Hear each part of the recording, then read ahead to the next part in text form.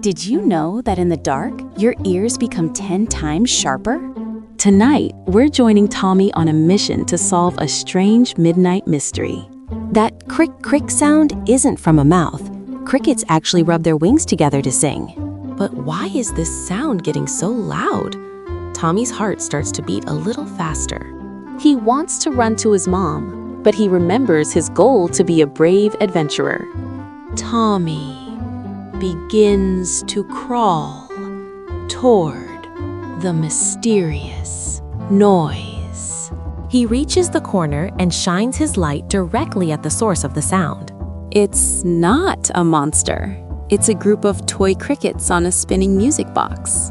Tommy freezes for a second, then bursts into a fit of pure, infectious laughter. Mom comes in and joins the laughter, proud of her brave little explorer's discovery.